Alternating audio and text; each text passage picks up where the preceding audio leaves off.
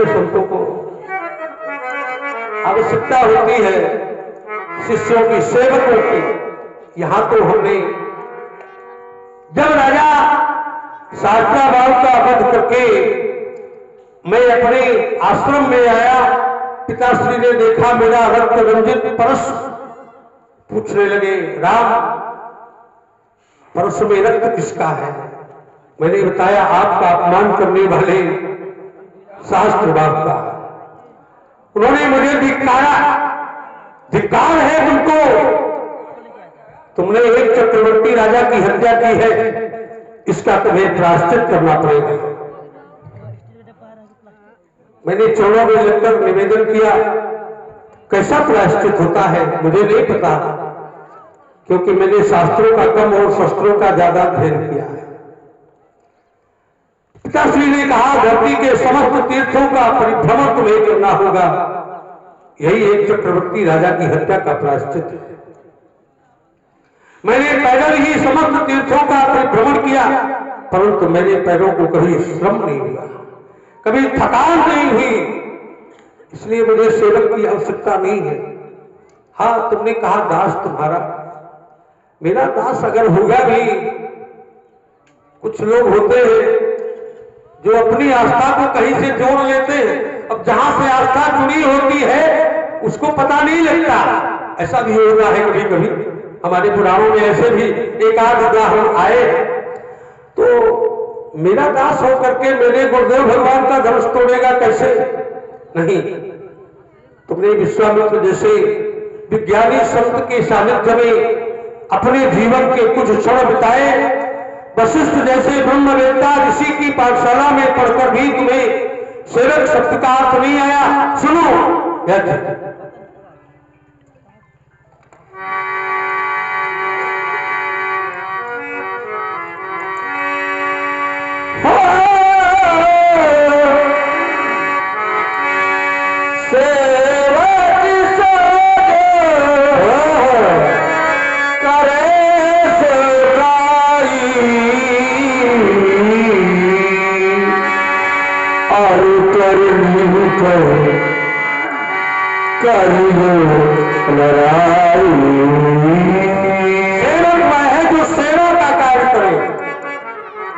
धनुष तोड़कर हमारी कोई सेवा थोड़ी की गई।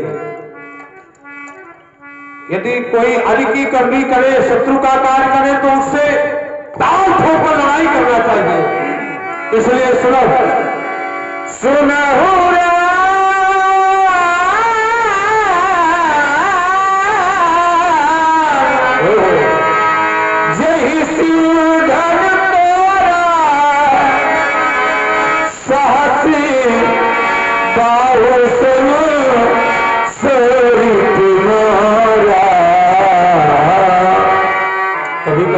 है ये बाल्यकाल के राम जी ही बोल रहे हैं, बाल्यकाल के राम जी ही बोल रहे हैं। ये राम जी का अभिनय करते थे,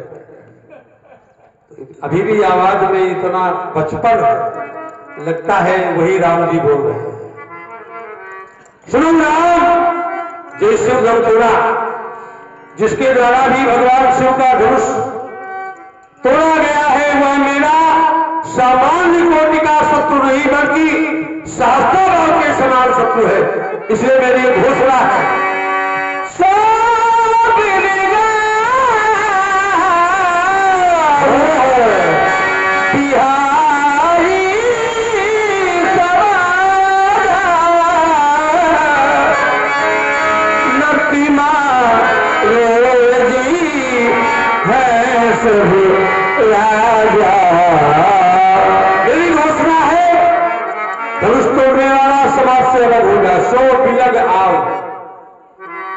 समाज से अलग हो जाए, या दूसरी व्यवस्था बिहारी समाज ही उसको अलग कर दे। यदि ये दोनों स्थितियां नहीं बनी तो मेरी घोषणा है, मारे जाइए सब राजा। इस महफिल अधिवेशन में जितने राजा प्रतिभागी बनकर आए वो सब मेरे द्वारा मारे जाएंगे। सुन मोरे वचन लखन मुस्कानी, बोरे परसु घर ही अपनाने।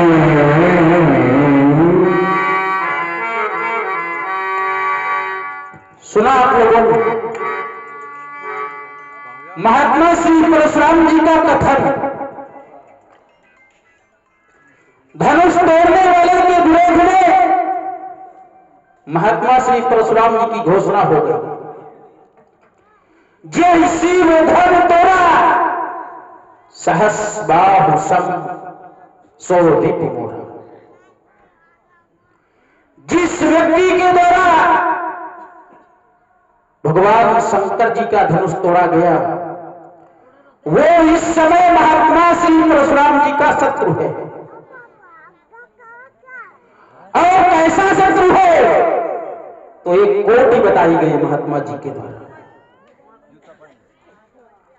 सहस बाहु सम। मैं विचार करने लगा, क्या धनुष तोड़ने वाला और सहस्त्रा बाहु ये दोनों समान हो सकते हैं? आप लोग चिंतन करें, विचार करें, क्या धनुष तोड़ने वाला और सहस्त्रा बाहु आपस में समान हो सकते हैं? दो शब्द दे रहा हूं, एक शब्द है समता और दूसरा है भिन्नता। जहां समता है वहां पर भिन्नता नहीं हो सकती, और जहां पर भिन्नता है वहां पर समता नहीं हो सकती। अब महात्मा जी का कथन है कि सहस्त्रा बाहु और धनुष तोड़ने वाले में समता है। आइए मैं आपको दोनों में भिन्नता दे रहा हूं, धनुष तोड़ने वाले में और सहस्त्रा बाहु में बहुत बड़ी भिन्नता है। केवल सूक्ष्म चिंतन।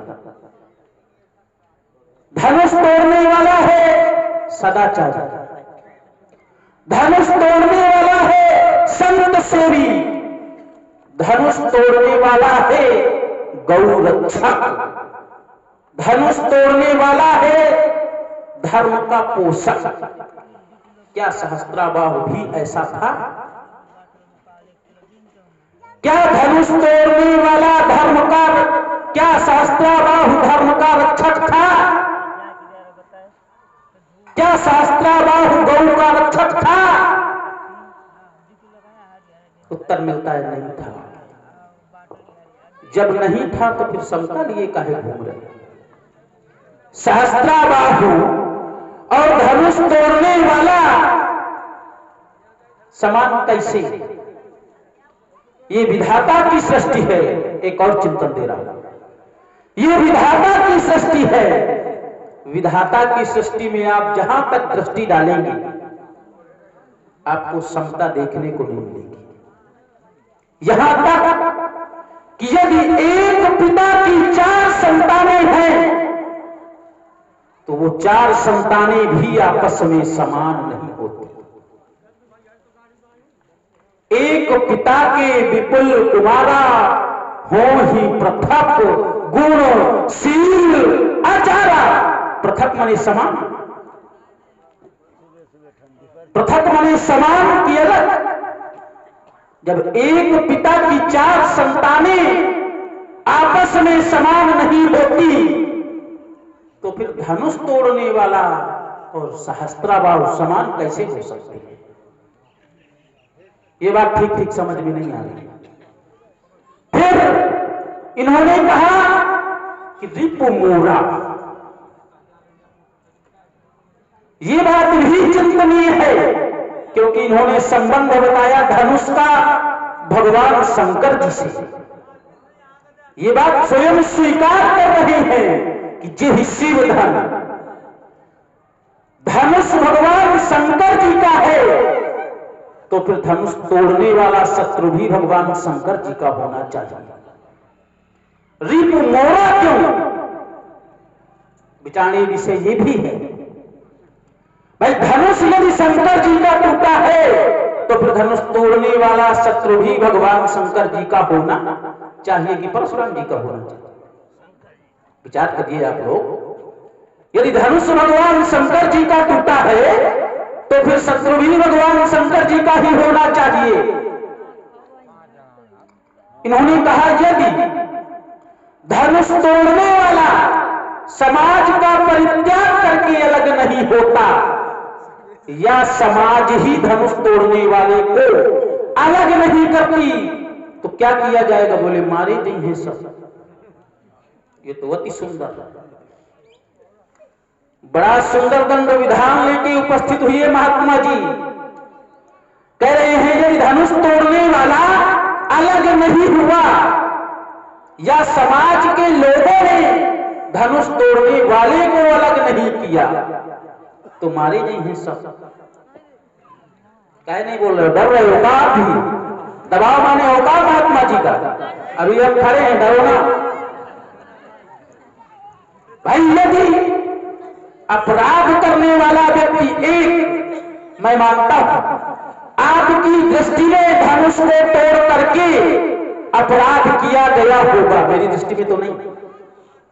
यदि आपकी दृष्टि में धनुष को तोड़ करके अपराध भी किया गया तो धनुष तोड़ने वाला तो एक ही है कि सबने धनुष को तोड़ा है। यदि धनुष तोड़ने वाला एक है तो फिर दंड भी एक को मिलना चाहिए, मारा भी एक जाना चाहिए। ये कहां तक उचित है? ये कहां का न्याय है कि मारे जी हैं सब? क्यों मारे जाएंगे सब? यदि अपराध करने वाला एक है, धनुष को तोड़ने वाला एक है तो न्याय कहता है एक को मारा जाना चाहिए। आप कह रहे हैं ऐसा ना करो, नहीं भाग जाएंगे बहुत जल्दी। अभी बता रहे थे हमने इतनी यात्रा की, कहो यात्रा प्रारंभ कर दी। अब ये कह रहे थे कि वो समाज से अलग हो जाए। अच्छा आप विचार करो, समाज से अलग किसको किया जाता है? समाज अपने से अलग किस व्यक्ति को करती है? तिवारी जी, समाज किस व्यक्ति को अपने से अलग करती है? जो व्यक्ति समाज के हित में कार्य करता है, जो व्यक्ति समाज के लिए कार्य करता है, या जिस कार्य के करने से समाज में व्यक्ति को यश प्राप्त होता है, यश मिलता है, क्या उस व्यक्ति को समाज अपने से अलग करती है? भाई मैंने तो जाना है जो व्यक्ति कलंकित कार्य करता है अपने परिवार के लिए, अपने ग्राम के लिए या फिर समाज के लिए, तो समाज के लोग प्रायः उसको किसी के बिना कहे हुए समाज से अलग कर देते हैं, परिवार से अलग कर देते हैं या ग्राम से अलग कर देते हैं। क्या धनुष तोड़ने वाले का कर्तव्य भी कुछ ऐसा है क्या कि समाज उसको अलग करे? क्या धनुष तोड़ने वाले का कर्तव्य भी कुछ ऐसा है क्या कि समाज धनुष तोड़ने वाले को अलग कर दे? समाज अलग करे या धनुष तोड़ने वाला अलग हो या न हो। यदि होता है अलग तो ठीक, अलग नहीं होता तो ठीक। आप बड़ी शांति से बैठो, कोई राजा न मारा जाएगा, कोई नहीं मारा जाएगा, बिल्कुल डरने की आवश्यकता नहीं। चलते हैं महात्मा जी से मिलते हैं और दो बातें करते हैं। इनकी समस्या का समाधान शायद वार्ता से हो जाए। और महात्मा जी प्रणाम, और सब कुशल मंगल? दिख तो नहीं रहा कुशल मंगल है, क्योंकि व्यापियों को शरीर जहां कुशलता होती है वहां क्रोध नहीं होता, जहां कुशलता होती है वहां पर क्रोध नहीं होता। कुशलता होगी भी नहीं और होनी भी नहीं चाहिए, क्योंकि कुशल होती कहां से है? बोले तब लगी कुशल न जीव कहूं, उस सब में हूं मन बिसरा, और जब लगी भजत न राम पद, शोक धाम तजी का। कुशलता है कहां से? तब लगी कुशल न जीव कहूं। जब तक श्री राम जी के चरणों का भजन नहीं करेगा व्यक्ति, तब तक कुशलता प्राप्त होने वाली नहीं है, जीवन में कुशल होने वाली नहीं है, और मंगल होने का कोई प्रश्न ही नहीं उठता। देख रहा हूं आज बड़ा क्रोध है। क्रोध के मूल में क्या धनुष का टूटना है? यदि धनुष का टूटना है तो एक बात बता दूं महाराज, आज एक के टूटने पर आप इतना क्रोध कर रहे हैं। मैंने बाल्यकाल में एक नहीं, दो नहीं, तीन नहीं, चार नहीं, अपितु बहुधा तोरी कब लड़का।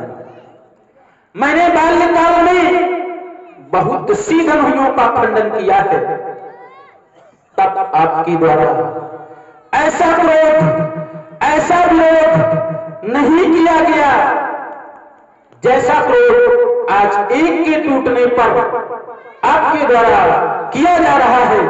इसलिए एक बात जानने की जिज्ञासा हो रही है, वो ये है कि यही धनु पर ममता के ही हेतु इस धनुष पर यदि आपका लगाव है, यदि इस धनुष पर आपकी ममता है, तो कहीं कहीं पूज्यपाद प्रातः स्मरणीय आचार्य वरंद महीसुर इस धनुष पर आपकी ममता का क्या करना है? बहुत बोलने वाले मिलते हैं हमें, और हमें फ्री की सलाह देते हैं, इतना ना बोलोगे, बोलते बोलते बोल जाओगे, क्योंकि हमसे पाला है।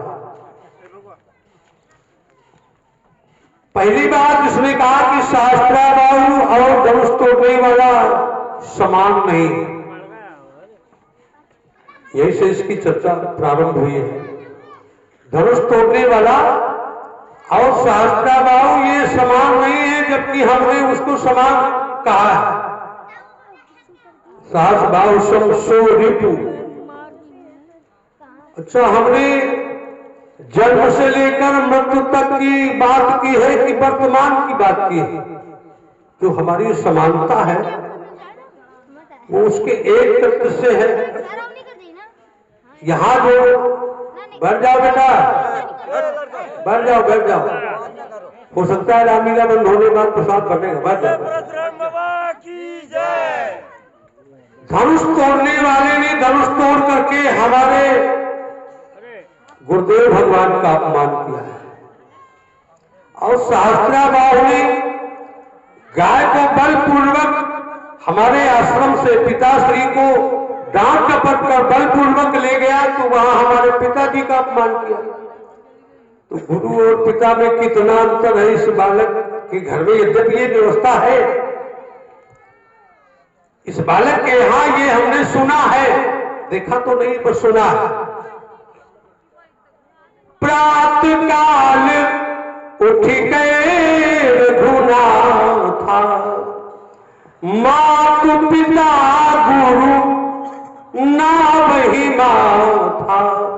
तो जब हमारे गुरुदेव भगवान और पिताजी दोनों का, उधर शास्त्राबाहु ने हमारे पिताश्री का, और इधर धनुष तोड़ने वाले ने हमारे गुरुदेव भगवान को चुनौती दी या उनका अपमान किया धनुष तोड़ करके, तो इसलिए हमारी दृष्टि में, इसकी दृष्टि है, इसके विचार है, भाई आधा गिलास पानी रखो तो उसमें कुछ लोग कहेंगे कि आधा खाली है, और उसमें कुछ लोग ये भी कहने वाले मिलेंगे नहीं भैया आधा भरा है। विषय यहां है, यहां ये कह रहा है कि समानता कैसी है, समानता कैसी है। अच्छा, एक मैं प्रमाण और देता हूं। धनुष और गाय जो हमारे पिताश्री के यहाँ आश्रम में थी, ये दोनों संतों को आश्रय प्रदान करने वाला कार्य करते थे। धनुष भी और गाय भी। हमारे पिताश्री के यहाँ आश्रम में जो संत आया करते थे, उस गौ के माध्यम से सत्कार होता था। शास्त्राबाहु का भी एक अचौड़ी सेना के साथ सत्कार किया गया था, उस कामधेनु गौ के माध्यम से। क्योंकि उसके सामने जाकर के केवल मांगने बढ़ता सब कुछ उपलब्ध करा देती थी। ठीक इसी प्रकार से इस धनुष के द्वारा भी संतों को आश्रय प्रदान किया जाता रहा। जब जब संत सताए गए दुरात्मा राक्षसों के द्वारा, और तो और एक बालक कह रहा है कि धनुष तोड़ करके अगर विरोध करते तो शंकर जी करते, तुम काहे को खड़े हो? तुमको नहीं विरोध करना चाहिए। पर इसको ये पता नहीं है कि ये धनुष हमारे पूर्वजों का ही है। इसमें भी एक संत की अस्थियां लगी है, एक संत की हड्डियां लगी हैं, उसी से इस धनुष का निर्माण हुआ है। और ये बालक बड़े डंके की चोट से कह रहा है धनुष तोड़ने वाला संत से भी, इतना बड़ा संत से भी है धनुष तोड़ने वाला कि धनुष तोड़ करके धरती में आ डाल दिया। देखे चापखंड महिलारे पृथ्वी में मैंने डले हुए देखा। तो यहां भी ये स्थिति नहीं बन रही है कि तुम कह सको कि धनुष तोड़ने वाला सहस्त्राबाहु के समान नहीं। मैं पूरे जीवन की लेखा जोखा वाली बात नहीं कर रहा, मैं इन दो बातों पर चल रहा हूं, नंदिनी का हरण और अजगों का खंडन। इन दो बिंदुओं पर मेरी चर्चा है। इसी दृष्टि पर मैंने, भाई पैमाना अपना अपना होता है, किसी एक विषय पर किसी का कोई मत होता है, किसी का कोई मत होता है, कोई कुछ तर्क देता है, कोई कुछ तर्क देता है। परंतु मेरा मत है कि धनुष तोड़ने वाला, अभी बाद में मेरा भी मत बदल सकता है, इसका भी मत बदल सकता है। संसार में जितने लोग दिखते हैं सबका मत बदल जाता है, सबका विचार बदल जाता है परिस्थितियों के आधार पर। ठीक इसी प्रकार से अभी तक जो यात्रा हुई है इस संवाद की, वहां तक मेरा विचार है कि धनुष तोड़ने वाला सहस्त्राबाहु के समान, सहस्त्राबाहु के बराबर। इसने एक बात बहुत अच्छी कही कि मैंने बाल्यकाल में बहुत सारी धनुषियां तोड़ी। यह दूसरी बात है, आप सबको याद है, बातें तो बहुत करता है। धनुष तोड़ने की बात आई तो उसने कहा कि बहुधनुही। अब देखिए विषय एक है कि अलग अलग। मैं धनुष की चर्चा कर रहा हूं कि धनुही की चर्चा कर रहा हूं? बताइए भाई। अभी ये आप लोगों से कह रहा था ना कि आप लोग चुप क्यों? तो आप बताइए कि मैं धनुही की चर्चा कर रहा था कि धनुष की चर्चा कर रहा था? धनुष की। संसार में यदि धनुही बहुत है और उनसे काम चलता तो इसके लिए इसके निर्माण की आवश्यकता नहीं होती। देवताओं को महाराज दधीच के यहाँ हड्डियां दान में मांगने न जाना पड़ता है। यदि सामान्य धनुही और धनुष में कोई अंतर न होता तो इसकी आवश्यकता क्यों पड़ती है? पहली बात तो ये। दूसरी बात, लक्ष्मण जो सुमित्रा नंदन दशरथ कुमार है उसके द्वारा कभी कोई धनुही तोड़ी गई है ये मैंने नहीं पढ़ा, ये मैंने नहीं सुना, ये मैंने नहीं देखा। जब ये धनुष टूटा तो सारे संसार को विदित हो गया कि धनुष टूट गया है। भरे भुवन घोर कठोर जगह, पूरे संसार में ये शब्द गूंज गया है। इतना ही नहीं, रविवार जितना जी मार्ग चले, सूर्य के घोड़ों ने अपने मार्ग को छोड़ दिया, इतना भयानक शब्द होता है। बड़े भुवन घोर कठोर रविवार कभी मार्ग चले, चिक्करई दिग्गज। अब धरती के नीचे सुनो, चिक्करई दिग्गज, ये डोल मही, धरती डोल गई। कल कोल पूरम कलमले, वारा कच्छप कसमसाने लगे। सुरनाग मुनि करकाल दिन है, जब धनुष टूटा तो सुर देवता ऊपर आकाश में, नाग नीचे और मुनि मनुष्य धरती में। तीनों लोगों की बात हो गई ना। ये सबने क्या किया? कर कान दीन्हे, अपने अपने कान बंद कर दिए, कान में हाथ लगा लिया। क्यों? सकल विकल विचार ही, सभी व्याकुल होकर के विचार कर रहे हैं। कोदंड खंडेव अमुक, यहां मैं किसी का नाम नहीं लूंगा। कोदंड खंडेव अमुक, तुलसी जय तू वचन उचारही, जय जयकार करते हैं। तो ऐसी स्थिति धनुष टूटने पर हुई। और जब इसके द्वारा धनुष ही टूटी तो मुझे तो नहीं लगता कि एक पटाखे जैसी आवाज भी हुई होगी। फिर पूछ रहा है यही धनुष पर ममता के हेतु, इस धनुष पर ममता क्यों? पहले समता पर काफी देर तक बोला, ममता का आरोप लगा रहा है। अच्छा, धनुष के प्रति मेरी ममता बुरी नहीं है। ममता कुछ जगहों पर त्यागने योग्य होती है। जो त्यागने योग्य ममता होती है उसके 10 स्थान होते हैं। जो त्यागने योग्य ममता होती है उसके 10 स्थान होते हैं। और इस महाग्रंथ में एक ही चौपाई पर उनका उल्लेख किया गया है। जननी जनक बंधु सुत दारा, जननी माने माता, जनक माने पिता, बंधु माने भाई, सुत माने पुत्र, दारा माने स्त्री। तन धन भवन सुहृद परिवार, तन माने शरीर, धन माने संपत्ति, भवन माने घर, सुहृद माने मित्र। कमेटी के हो इसीलिए है थोड़ा सा हम रुके। सुहृद माने मित्र और परिवार, ये 10 स्थान ममता के होते हैं। पर मैं हाथ उठाकर कहता हूं इन 10 स्थानों पर मेरी कोई ममता नहीं है। जननी, मैंने अपने पिता के आदेश से अपनी मां का ही सिर काट डाला था। जनक, पिताजी संसार में है नहीं इस समय। बंधु, मैंने अपने भाइयों को भी मार डाला था। सुत, मैंने विवाह नहीं किया इसलिए सुत और दारा यानी स्त्री और पुत्र से ममता होने का कोई औचित्य नहीं बनता। तन, मैंने अपने शरीर से भी ममता नहीं की।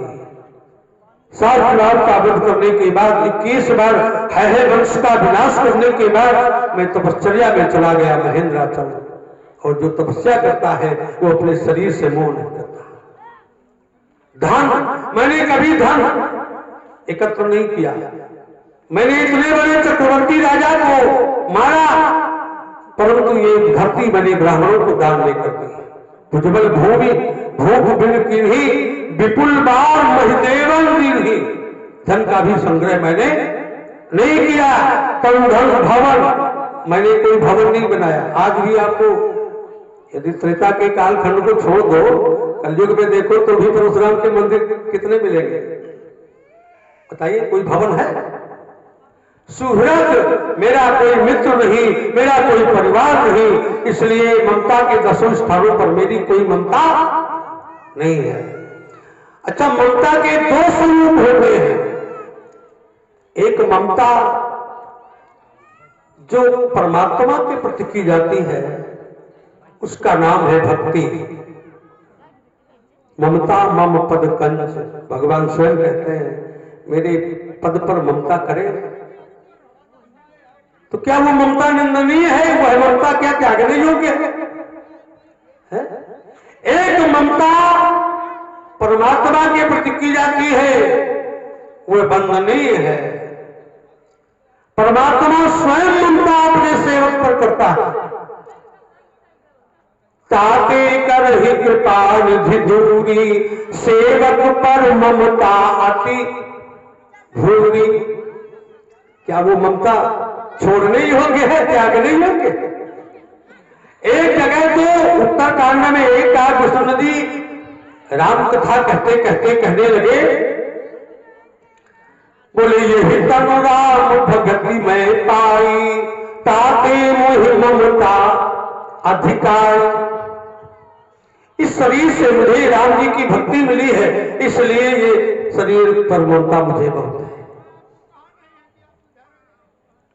पर एक ममता है जो संसार के प्रति की जाती है उसका नाम है आसक्ति, और आसक्ति त्यागने योग्य है, त्याज्य है, निंदनीय है।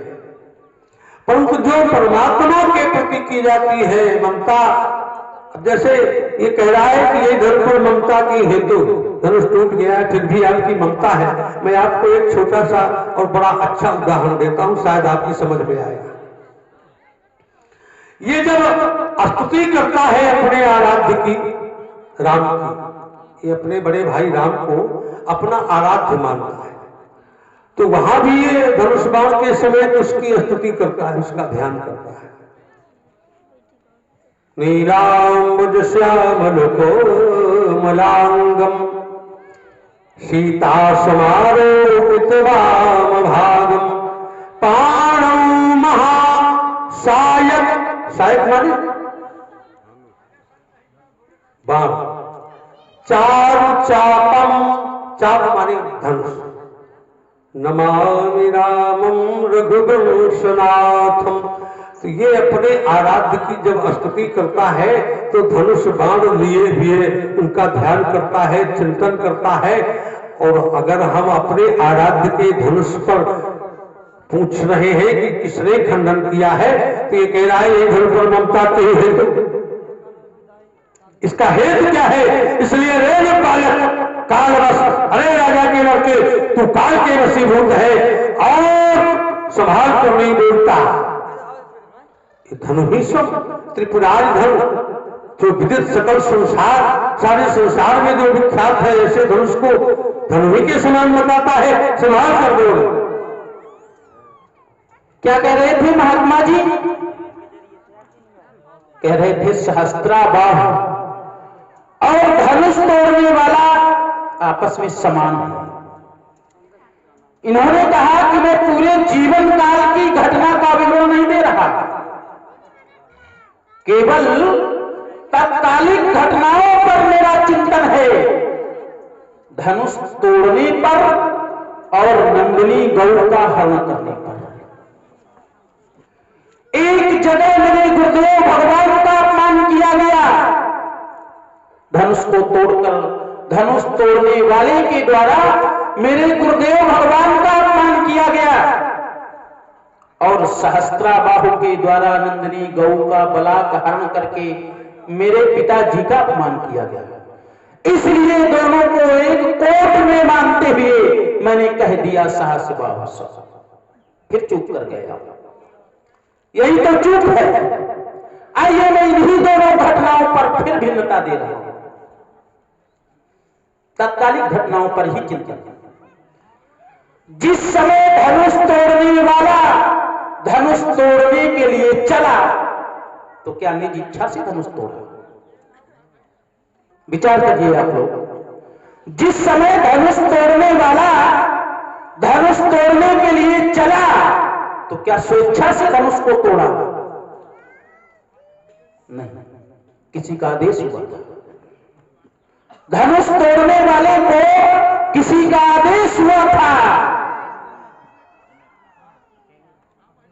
समय शुभ जानी बोले अति स्नेह मय बानी, उठहु अमुक भंजहु भाव चापा, मेटहु तात जनक पद का।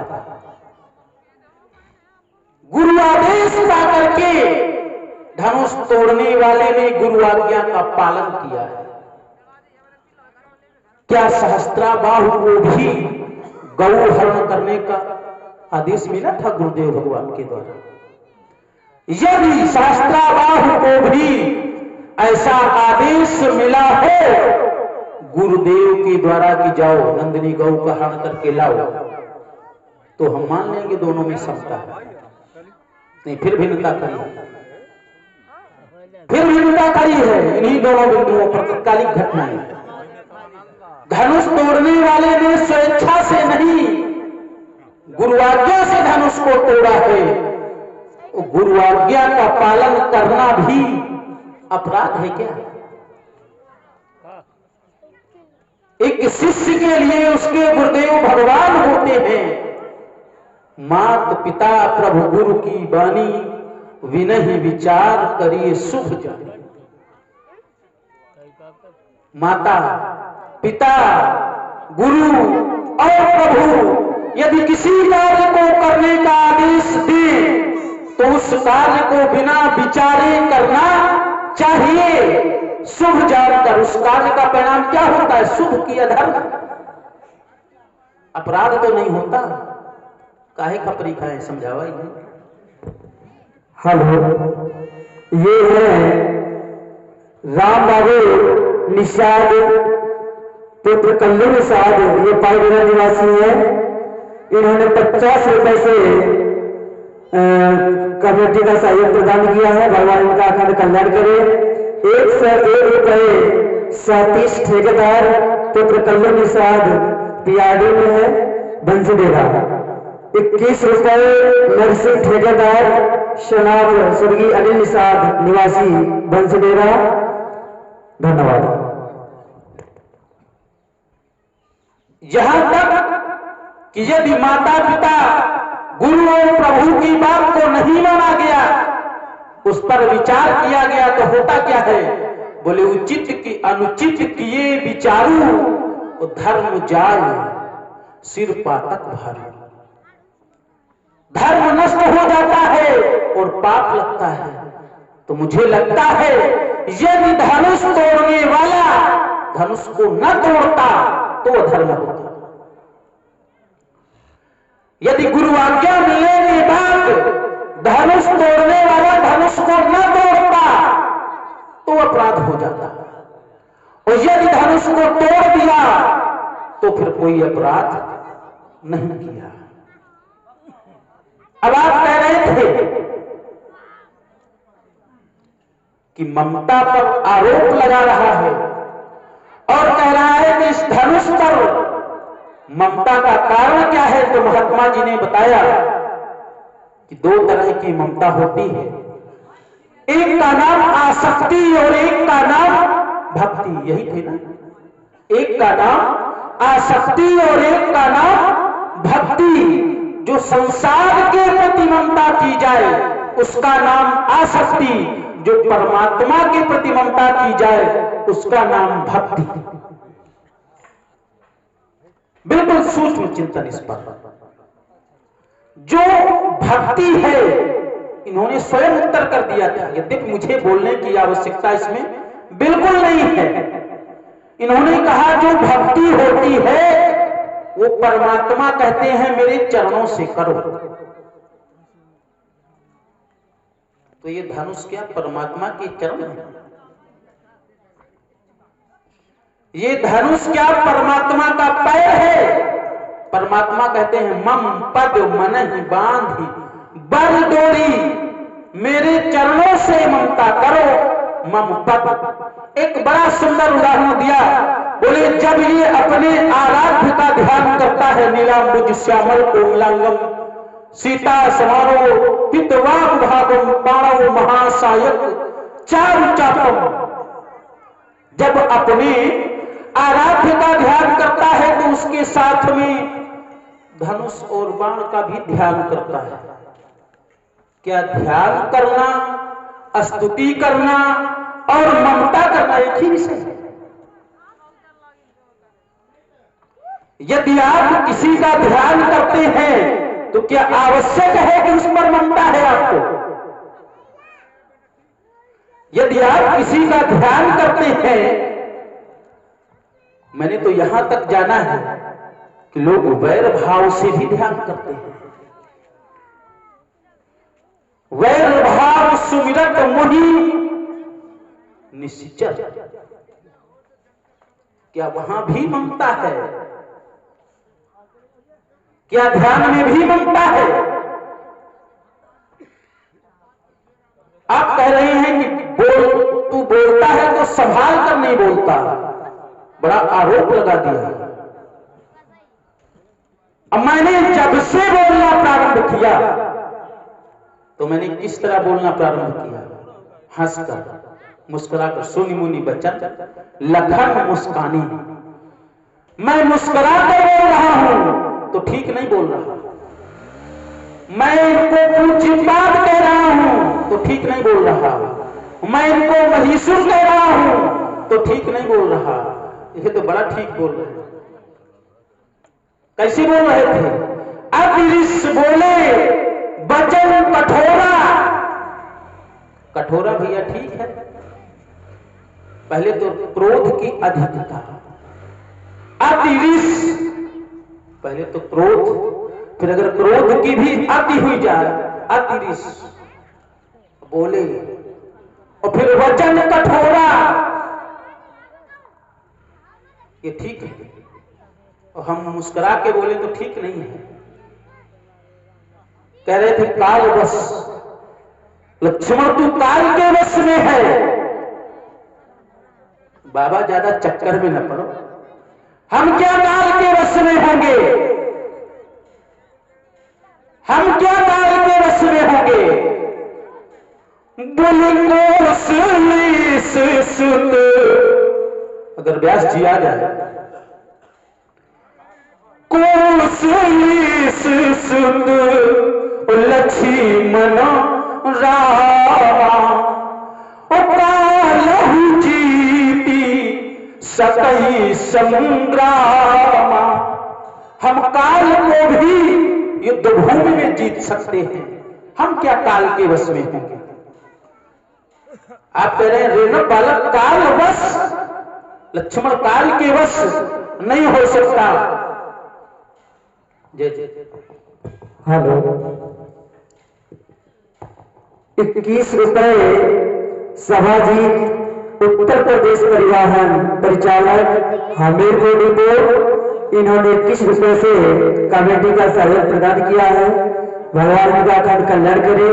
21 रुपए शिव बालक दास महाराज पहलाने दे रहा परशुराम जी के लिए स्पेशल दिया है। भगवान का अखंड कल्याण करे। 11 रुपए चौकीदार जी शहर लक्ष्मण जी के लिए भाव भोजन दिए हैं। भगवान का अखंड कल्याण करे।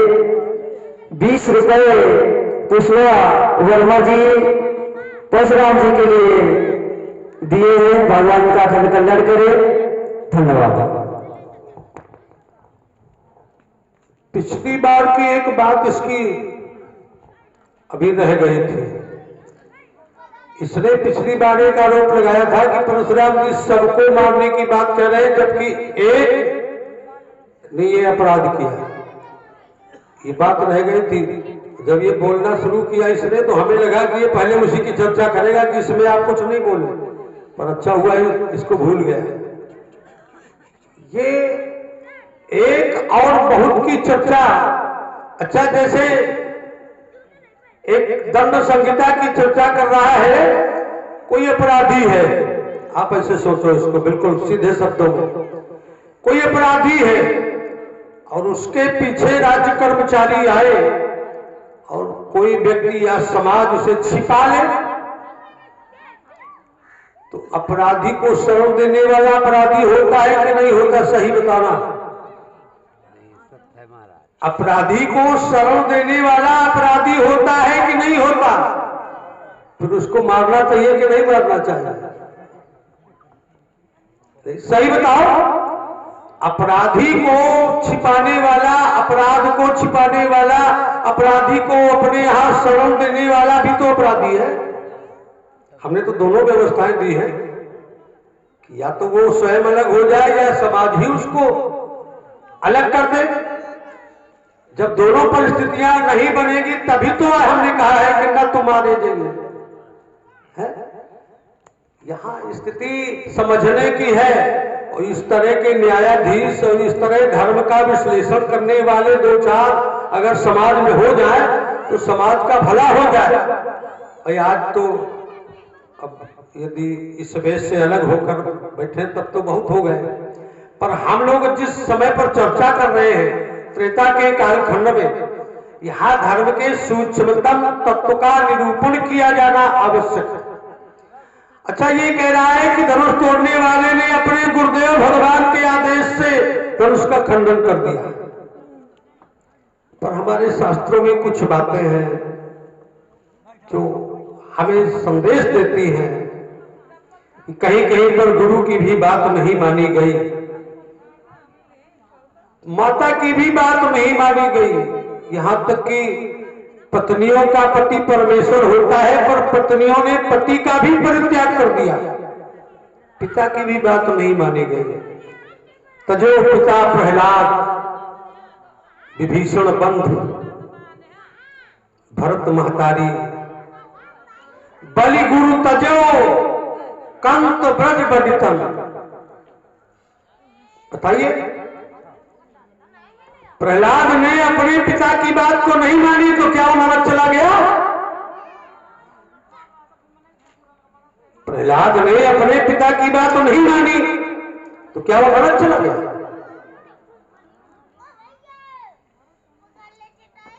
ऐसी स्थितियां कहीं कहीं बनती हैं। मैंने बताया कि ये एक संत की अस्थियों से निर्मित और संतों को, देवताओं को आश्रय प्रदान करने वाला, उनका कल्याण करने वाला।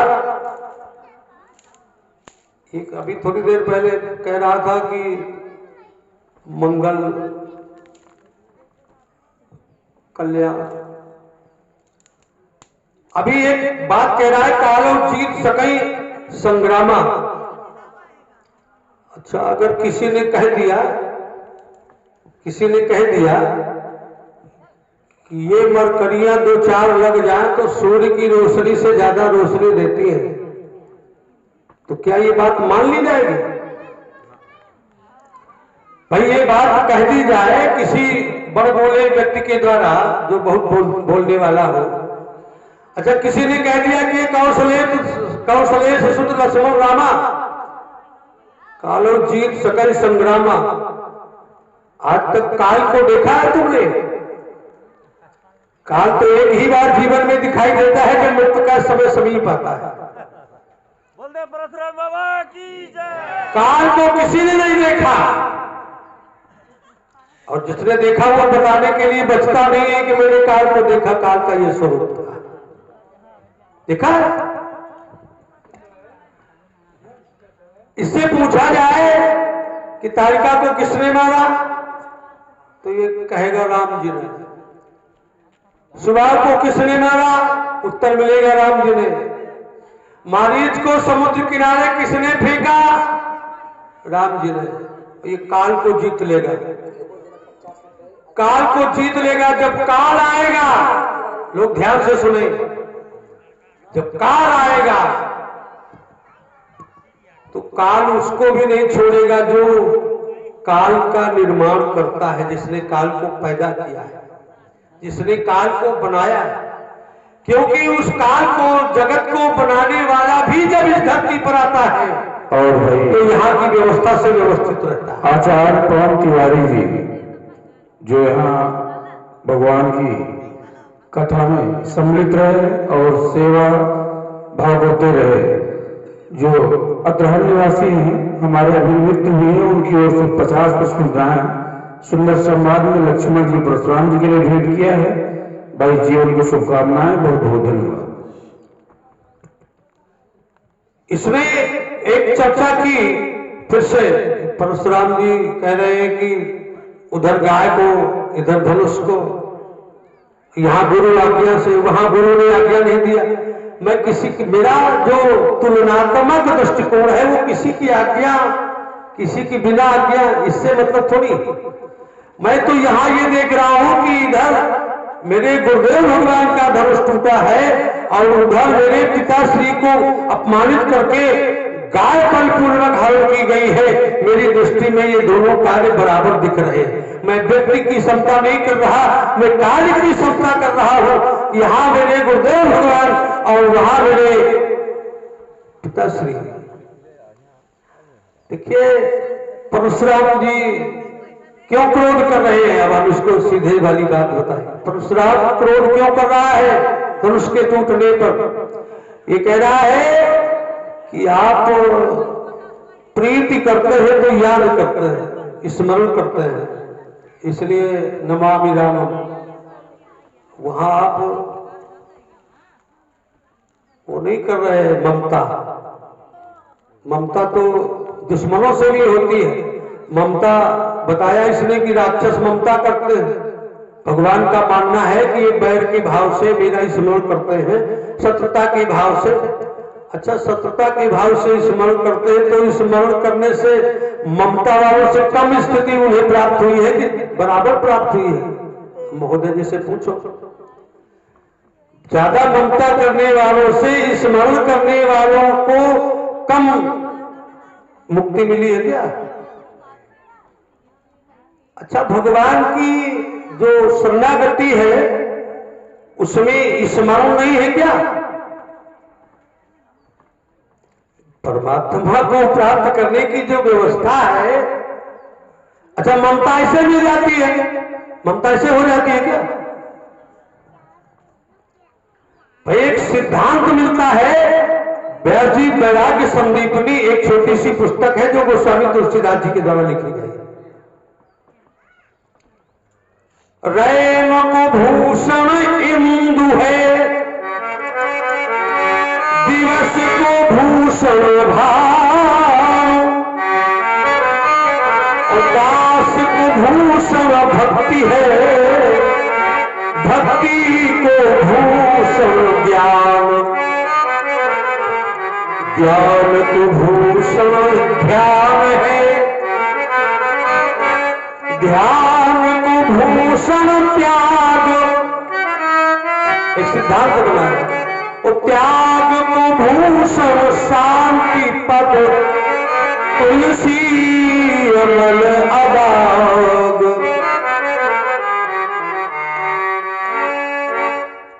दास का भूषण भक्ति है, भक्ति का भूषण ज्ञान है, ज्ञान का भूषण ध्यान है। जिसको ये सिरे से खारिज कर रहा है, काट रहा है, वो तो ध्यान आ कर रहा था, वो तो याद कर रहे थे। ममता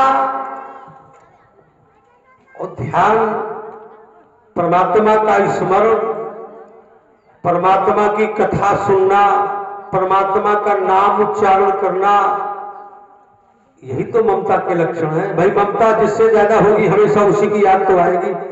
एक छोटी सी या मोटी बात समझ लो, जिसके प्रति ज्यादा ममता होगी उसकी थोड़ी थोड़ी देर रुक रुक कर ज्यादा याद आएगी। उसका बोलना, उसका हंसना, उसका चलना, उसका हमारे प्रति प्रेम व्यवहार करना, हमारे प्रति उपकार की बात करना, हमारे भले की बात सोचना इत्यादि, ये तमाम बातें सोच सोच करके ही तो हम उसका स्मरण करेंगे। क्यों? जब ममता होगी तभी तो स्मरण होगा।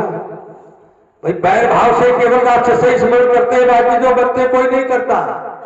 जिसे ममता होती है, सच्चा रंग चढ़ जाता है, वही उसका स्मरण करता है।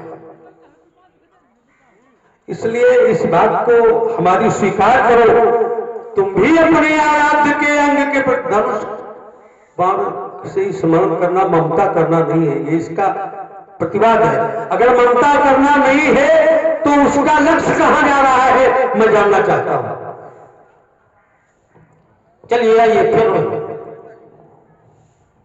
आप कह रहे हैं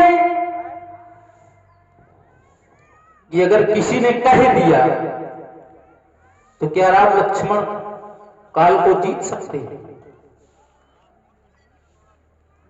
उदाहरण बड़ा सुंदर दिया, आप लोगों ने भी सुना होगा कि अगर कोई कह दे कि ऐसी 2-4 ट्यूबलाइटें लगा दी जाए तो सूर्य की रोशनी कम पड़ जाएगी, कोई ऐसे कह देगा? आप जैसा दिमागदार होगा तो कह देगा। भाई कोई ऐसे कह देगा कि 2-4 ट्यूबलाइट लगा देने से सूर्य की रोशनी कम पड़ जाएगी? कौन कहेगा कि 2-4 ट्यूबलाइट लगा देने से सूर्य की रोशनी कम पड़ जाएगी?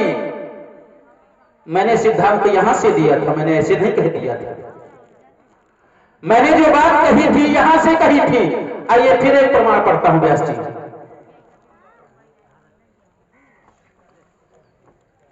काल किसका नहीं व्यापता? बुल कबहू काल न व्यापी ही तो असुनी जैसी भर जैसी निरंतर मोही, भूत भविष्य वर्तमान तीनों कालों में काल तुम्हारा कुछ नहीं कर पाएगा। कबहू काल न व्यापी ही तो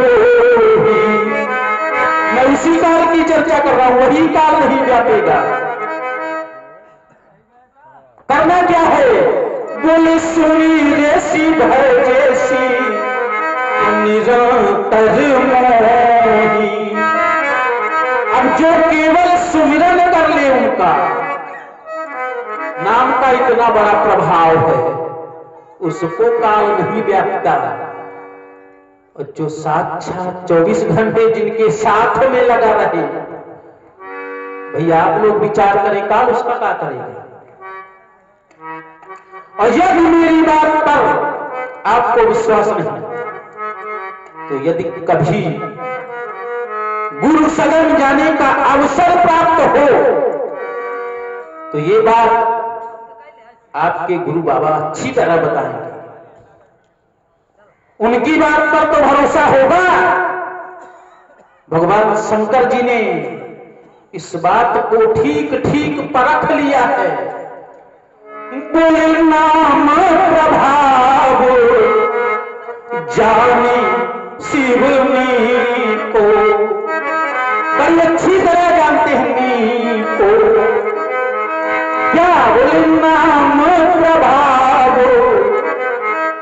उसी नाम के प्रभाव से काल कूट फल, काल कूट फल दीन अमीय को। व्यापा काल, क्या वहां काल व्यापा? व्यास जी, काल कूट फल दीन अमीय को, कहां गया काल? भाई एक काल का अर्थ होता है व्यास जी, एक काल का अर्थ होता है समय। काल माने समय, और एक काल का अर्थ होता है जो जीवन लीला समाप्त कर देता है। अब दोनों की बातों को एक जगह ला करके इकट्ठा करना, दोनों की बातों को एक साथ जोड़ करके देखना, ये बुद्धिमानी है कि क्यों बुद्धिमानी है? भाई दोनों बातों को एक साथ अलग अलग समझो, एक जगह कबहू काल में व्यापी तो ही। अर्थ क्या है? एक जगह आया कि काल मर जाकी इच्छा, उमा काल मर जाकी इच्छा। एक जगह आया कालो जीत सकही संग्रामा, तो क्या तुम काल जयी हो? इसके अलावा कोई प्रमाण है? तुम काल जयी नहीं हो। मैंने ये कहा कि संसार में जो भी आया है, वो चाहे वस्तु हो या व्यक्ति हो, चराचर जगत में जो कुछ भी है, वो एक न एक दिन नष्ट होगा, काल कवलित होगा। हाँ, उम्र में अंतर हो सकता है। एक वृक्ष की उम्र ज्यादा हो जाती है, समुद्र की उम्र बड़ी होती है, गंगा यमुना इनकी उम्र बड़ी होती है, पर ये ध्रुव सत्य है कि एक न एक दिन इन सबको एकाकार होना पड़ता है। ये काल कवलित होता है। यहां तक कि ये धरती भी नहीं रह जाती है, ये भी नहीं बढ़ती, ये दीर्घजीवी वृक्ष भी नहीं बढ़ते, चींटी से लेकर हाथी तक कोई जीव नहीं बढ़ता। मेरा कहने का अर्थ यह है कि काल को किसी योद्धा की युद्ध कला कौशल को देखकर, उसके वीरत्व को देखकर, उसके ओज को देखकर, उसकी धनुर्विद्या को देख करके कोई कह सकता है कि ये काल को जीत लेगा। परंतु मैं इस बात को स्वीकार करने वाला, चलिए आइए, आप काल की बात करते हैं, महाकाल कौन है? महाकाल कौन है? भगवान शंकर। अब वो महाकाल भी जब यहां आते हैं तो कैसे आते हैं, तो क्या करते हैं? व्यास जी बोले पुरुष प्रसिद्ध प्रकाश निधि, अप्रगट परावरनाथ, रघुकुल मणि मम स्वामी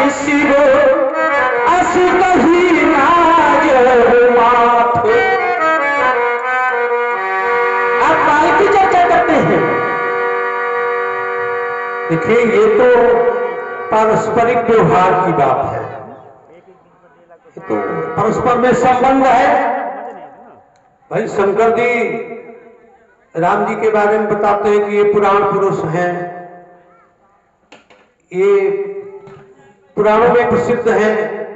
और मेरे स्वामी, पर अपने स्वामी से पूछना कि वो हमारे गुरु बाबा को क्या कहते हैं? बुलिंग थापी विधिवत करी पूजा। और हमारे आदरणीय सम्मानित श्री चंदन मोहन जी जो परसोना से पधारे, चंद्र मोहन मिश्रा जी जो ग्राम परसोना से पधारे हैं, उनकी ओर से 51 पुष्प मुद्राएं भगवान परशुराम जी के चरणों में और 51 पुष्प मुद्राएं लक्ष्मण जी के चरणों में भेंट किया है। बहुत बहुत धन्यवाद। लिंग थापी विधिवत करी पूजा, शिव समान प्रिय मोहि ना दूजा। उनसे जाकर पूछो, ये हमें क्यों बता रहा है? उनसे जाकर पूछो, वो खुद कह रहे हैं कि शंकर जी से ज्यादा मुझे कोई प्रिय नहीं है। शंकर प्रिय मम द्रोही, शिव द्रोही मम दास। हे नर करही कलप भरी, घोर नरक महवास। आप कह रहे हैं कि लिंग थापी विधिवत करी पूजा, शिव समान प्रिय मोहि न दूजा। वो पूजा करते हैं विधिवत, तो वो तो पूजा ही करते हैं। गुरु सदन में जाके गुरु बाबा से पूछना, वो तो अकेले पूजा करते हैं और गुरु बाबा सपरिवार जाते हैं। दलित बाजी प्रीता युग माही, और शंभु कही कुंभज ऋषि माही। अकेले गए। बोल संगी सती जग जननी भवानी, पूजे मुनि अखिलेश्वर जानी। काहे के लिए गए? राम कथा मुनि वल्लि बखानी, राम कथा मुनि वल्लि बखानी। सुनी महेश परम सुख मानी। अच्छा, एक बार ये कह रहा है कि परिवार सहित हमें स्मरण हो सकता है ये विषय। शंकर जी परिवार के समेत, माता सती के समेत राम कथा सुनने गए अगस्त जी के यहाँ। बहुत अच्छी बात है, पर एक जगह पूरे राज परिकर के सामने राम जी ने शंकर जी के बारे में कहा, प्यार जी, पूरी अयोध्या को इकट्ठा किया और अयोध्या को इकट्ठा करके राम जी ने हाथ जोड़ लिया और सबके सामने कहा, और एक गुप्त मत सब ही कहो कर जोड़ी, शंकर भजन बिना भगति न पावई वो। पूरे अयोध्या को इकट्ठा करके हाथ जोड़ के राम जी कह रहे हैं, और एक गुप्त मत, ये गुप्त बात है, सब ही कहो कर जोड़ी, हाथ जोड़ करके कहता कि शंकर भजन बिना नर भगति न पावई मोरी। अब ये उन्होंने कह दिया, ये उनकी उदारता थी। अच्छा, ये उदारता, ये उनकी उदारता थी। शब्द प्रयोग देखिए। और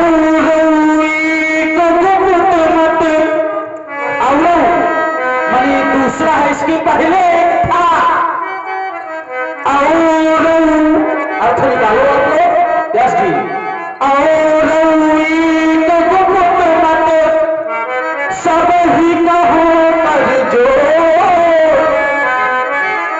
शंकर भजन बिना नज भगति न पावे मोरी। भक्ति मिलती है, शंकर जी कृपा करें या न करें। और आइए मैं प्रमाण देता हूं, भक्ति मिली, भक्ति मिली और राम जी की कृपा हुई तब भक्ति मिली, शंकर जी की कृपा से नहीं मिली।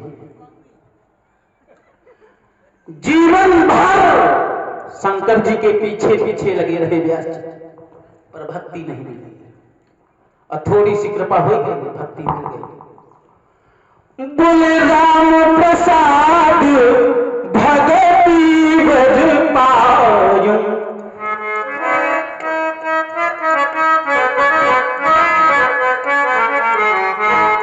प्रभु पद बंदी निजाश्रम आयो।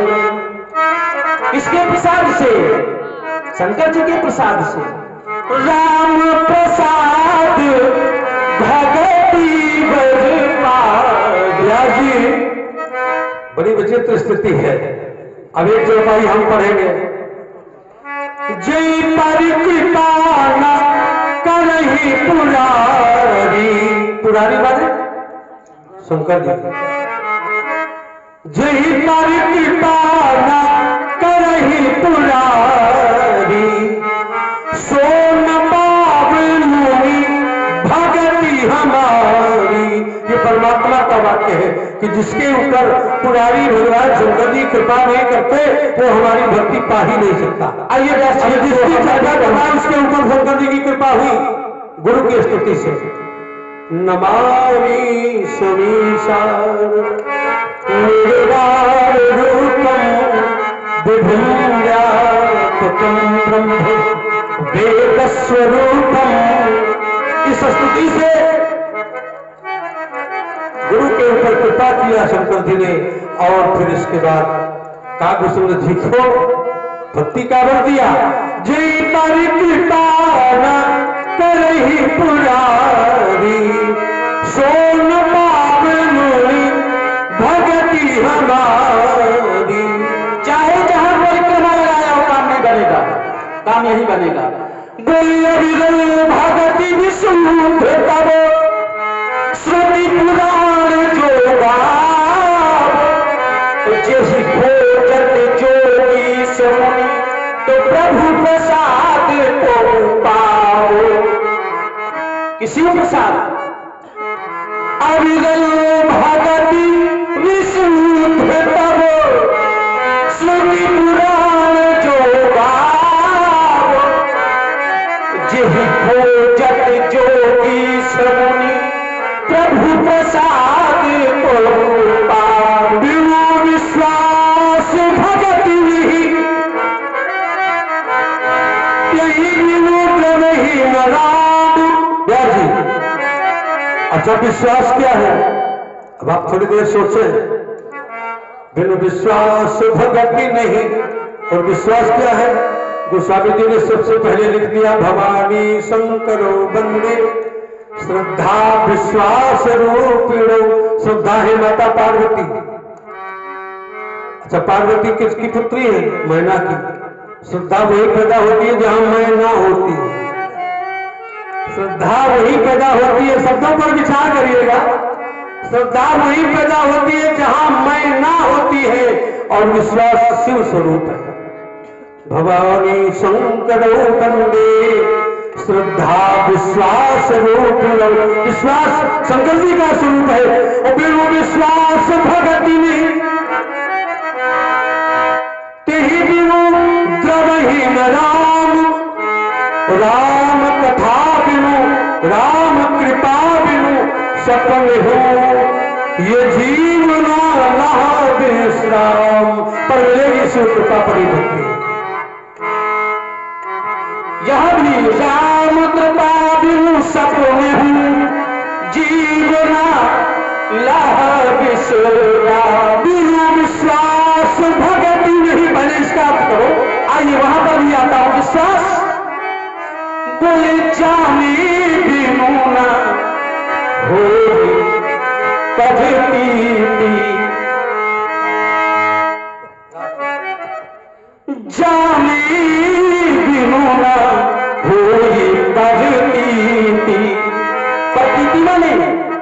विश्वास, प्रतीति माने विश्वास।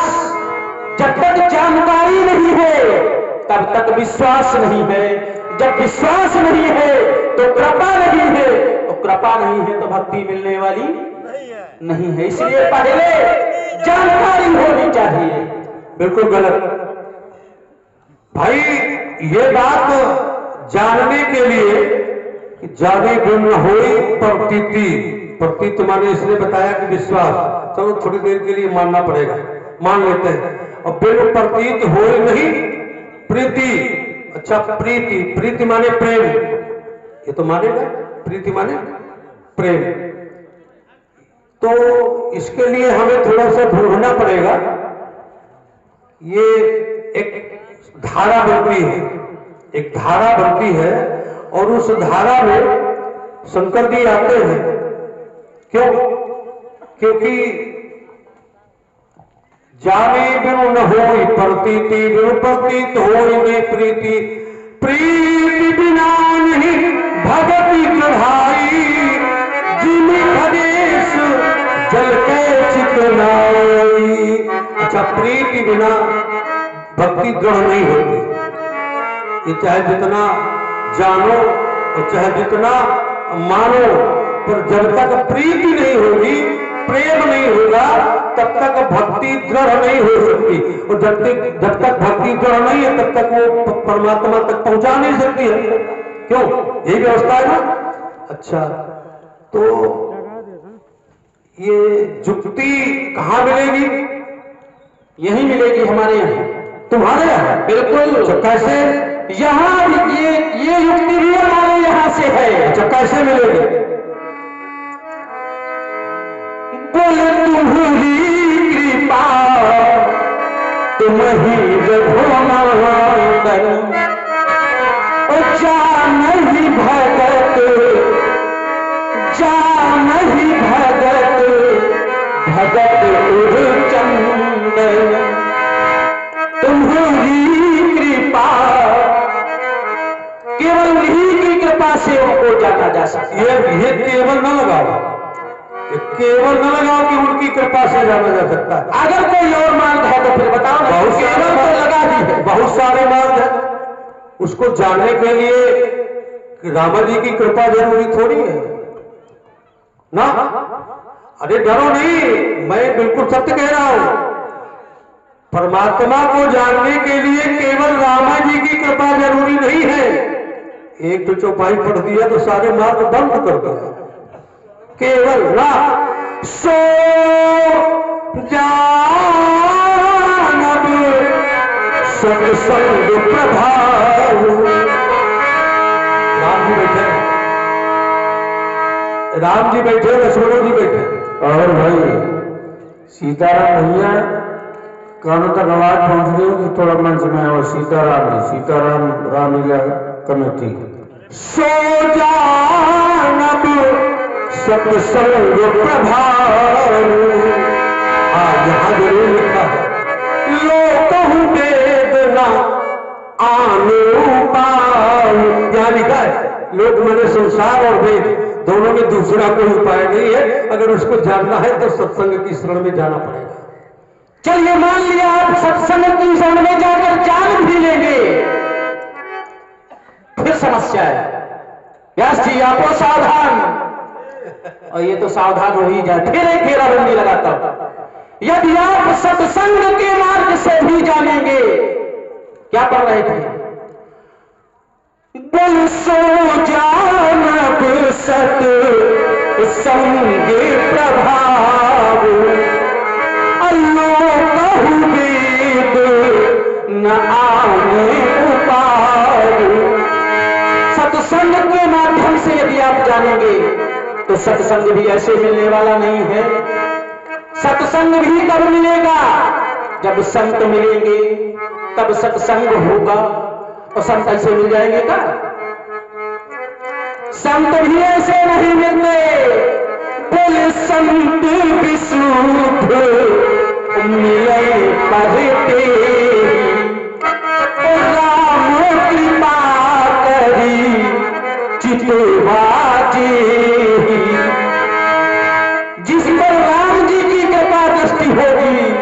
किसी को संत मिलेंगे, और जब संत मिलेंगे तभी सत्संग होगा।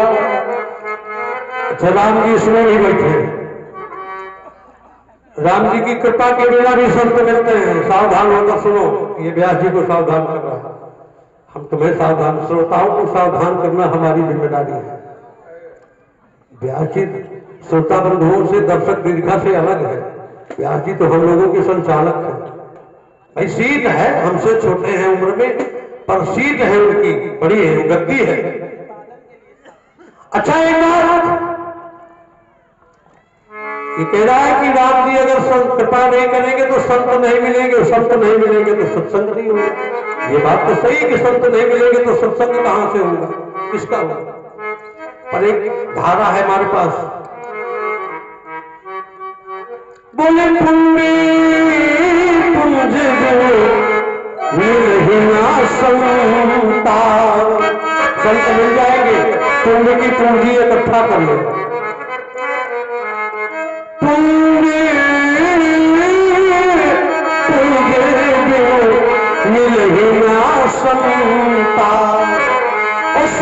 संगति संस्कृति करो अंता, संस्कृति माने आवागमन, जन्म, संस्कृति।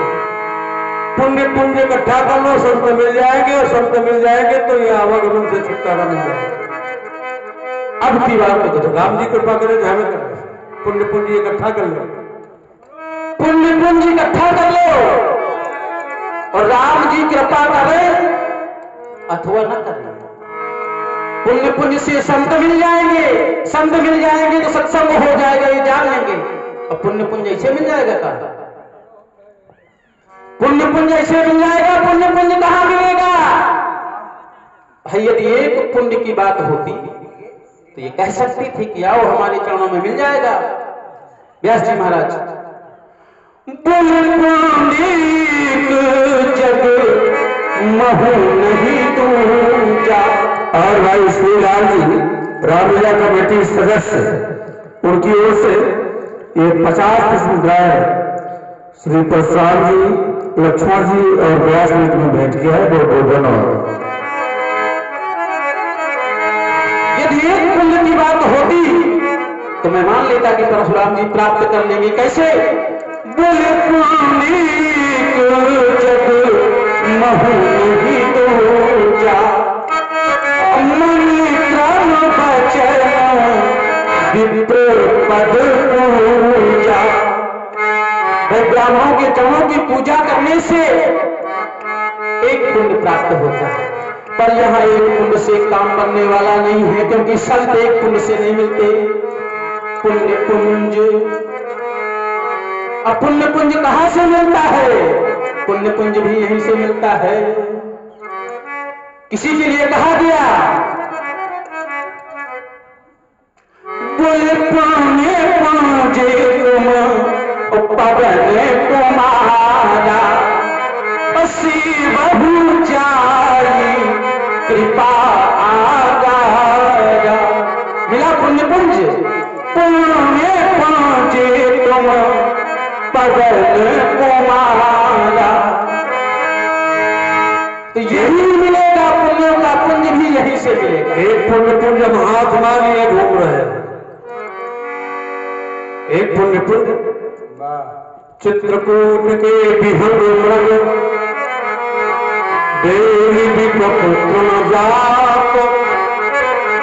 पुण्य पुंज सब धन्य अस कहे देव दिन रात। पुण्य पुंज सब धन्य अस कहे देव दिन रात। वहां तो विहंग मृग बेली विटप त्रव जात, चाहे जितना पुण्य पुंज ले आओ, चाहे बेल ले आओ, चाहे वृक्ष ले आओ, चाहे कोई तिनका ले आओ, चाहे कोई पशु ले आओ, वहां से लता जो भी ले आओ सब पुण्य पुंज है। अब मान लो कोई चित्रकूट जाने में समर्थ, यदि कोई व्यक्ति चित्रकूट तक की यात्रा नहीं कर सकता तो फिर इसका मतलब वो जान नहीं पाएगा, पुण्यों का पुण्य नहीं मिलेगा, संत नहीं मिलेंगे, सत्संग नहीं होगा तो फिर उसको जानकारी नहीं मिलेगी ना। ये तो आपने भौतिक स्वरूप बताया चित्रकूट का। आइए मैं आपको तात्विक स्वरूप बताता हूं चित्रकूट का। चित्रकूट के किनारे एक नदी बहती है, उसका नाम क्या है व्यास जी? मंदाकिनी। और ये क्या है? बोले राम कथा मंदाकिनी और चित्रकूट चित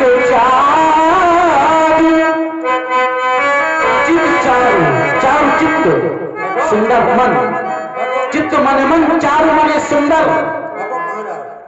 बोले चित्रकूट चित चारु तुलसी सुभग स्नेह बन श्री रघुवीर बिहार।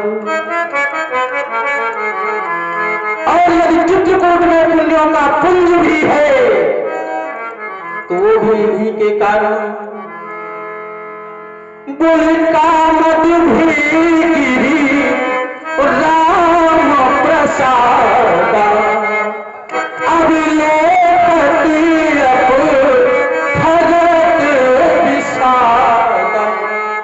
चाहे कितना चक्कर लगा ले बाबा, काम करने वाला। कामदगिरी और चित्रकूट ये दोनों अलग अलग, ये अच्छी तरह से पहले समझ लो, बाद में कोई बात बोलो।